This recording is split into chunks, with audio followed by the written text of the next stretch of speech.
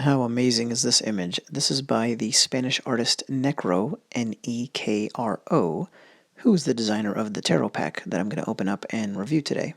He does incredible work, as you can see. The style's compared to H.R. Giger a lot, and you can see why, but it definitely has its own look that really highly stylized and exquisitely detailed work on whatever he's rendering makes for a really interesting twist on traditional tarot imagery. But of course, this is one of the cool things about tarot is it's been constantly reinvented by artists really ever since its inception.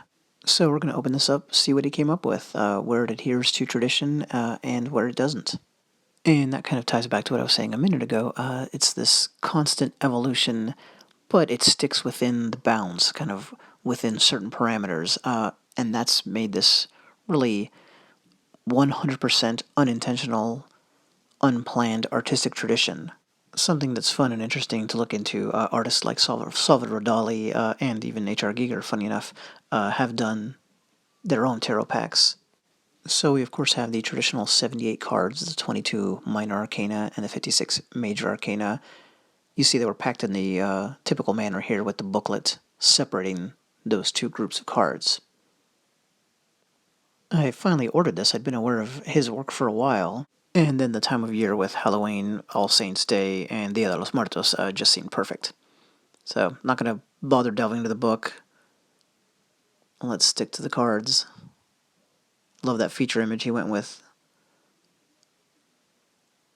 And you can see that kind of detailed work I was talking about before on the card back. So overall, of course, there's this kind of like, I don't know, dark, apocalyptic, sci-fi, and fantasy combination of elements in the visuals. So let's jump in on some of the classics here. Just take a preview of a couple. Here's the Fool, who of course usually starts off tarot, and yeah, that's a unique take on it right there.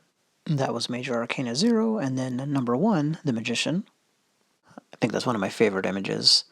So again, you kind of stick within the rules, but then are very creative within those rules. And the pack also adheres to tradition when it comes to the 4 suits. So within the 56 minor arcana cards, you have the 4 suits. Reimagined pretty boldly here. The swords is the closest one to tradition since you have a knife. And I'm going to show you the face cards, the court cards from the wands suit.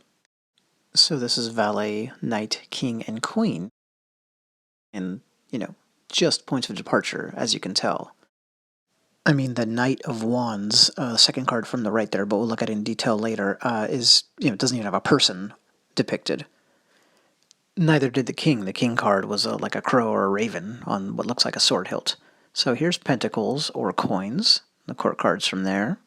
And yeah, as you can see, there's not much of a coin or disc-like image in there. One of them did, but it's just, not something he felt the need to adhere to. Here's cups, and has a lot more color, right? 3 out of the 4 cards than we've seen on some of the other suits. And then finally, swords, which often have a plasma sword, lightsaber kind of a design. So here's one of the cup cards. I'm not as interested in the kind of symbolic translation, like how does this represent cups, as I am in just the visual detail. So it's got kind of that architectural bent that a lot of the drawings have, and then meanwhile, even though there is a person on the card, but here, with the Magician, you get a close-up. Like I mentioned, this might be my favorite card. That reflection, that bright glare on the forehead tattoo is actually part of the original image. It's not an effect from me taking this picture, so I thought that was a pretty neat detail.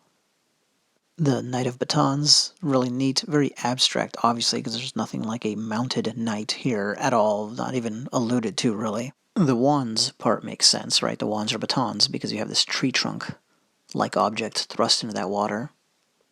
Well, liquid anyway, and that effect is something I really like. So here's a different view of the card. Pretty awesome overall. This is a Marseille-style deck. I might not have mentioned that in particular. So the 56 minor arcana cards are more systematic. They don't each have a unique picture or scene, which has become the modern standard. So I like that. It's kind of extra traditional while still being extremely daring in its reinterpretation. Speaking of the 4 suits that the 56 cards are divided into, I already mentioned that knives are swords. These red skulls, animal skulls, are wands, so that's pretty abstract there. Hourglasses are cups. There's a little bit of, resemblance there to the original concept. And keys are pentacles or coins. I would have preferred more consistency, metaphorical consistency with the original symbols. One of the things that fascinates me about this late Renaissance Northern Italian card game turned ongoing artistic tradition is how the original symbolism has managed to survive so many changes. But regardless, it's a very cool deck and definitely an artist worth being aware of. He's done some really cool officially licensed stuff with Aliens, speaking of Giger, again, Batman, things like that. And that's my review. Thanks.